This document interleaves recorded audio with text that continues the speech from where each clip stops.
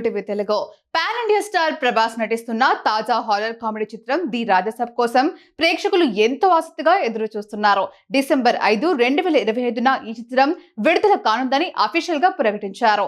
మారుతి దర్శకత్వంలో రూపొందుతున్న ఈ సినిమా కోసం ఫ్యాన్స్ కళ్ళల్లో ఒత్తులు వేసుకొని ఎదురు చూస్తుండగా ఇప్పుడు ఊహించని మలుపు తిరిగింది. నిర్మాతల మధ్య జరిగిన నిధుల వివాదంతో సినిమా విడుదలపై అనిశ్చితి నెలకొంది. రాజసాబ్ సినిమాను పీపుల్ మీడియా ఫ్యాక్టరీతో కలిసి నిర్మిస్తున్న ఐవీ ఎంటర్టైన్మెంట్ సంస్థ ఢిల్లీ హైకోర్టును ఆశ్రయించింది. 2023లో ఐవీ ఎంటర్టైన్మెంట్ సంస్థ ఈ ప్రాజెక్టులో భాగస్వామిగా ఉండేందుకు అగ్రిమెంట్ చేసుకుంది. 218 కోట్ల రూపాయల పెట్టుబడి పెట్టిన ఈ సంస్థ లాభాల్లో వాటా క్రెడిట్ లైన్ పైన అంగీకారం పొందింది. అయితే ఐవీవై ఎంటర్టైన్మెంట్ ఆరోపించిన ప్రకారం సినిమాను ఆలస్యం చేస్తూ వస్తున్నారని, ప్రొడక్షన్ అప్డేట్స్ చెప్పడం లేదని, నిధుల వినియోగంపై పూర్తి వివరాలు అందించలేదని పేర్కొంది. అంతేకాకుండా అనేక సార్లు రిలీజ్ వాయిదా వేయడం వంటివి చేస్తున్నారని ఆరోపించారు.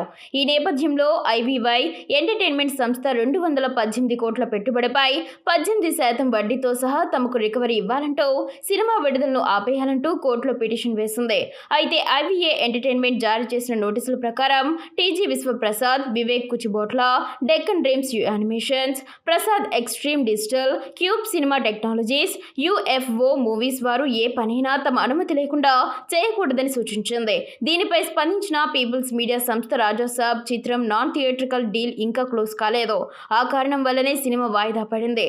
అయితే కావాలని తమ పరువుకు భంగం కలిగిస్తున్నారంటూ ఐవీవైపై కోర్టుని ఆశ్రయించింది.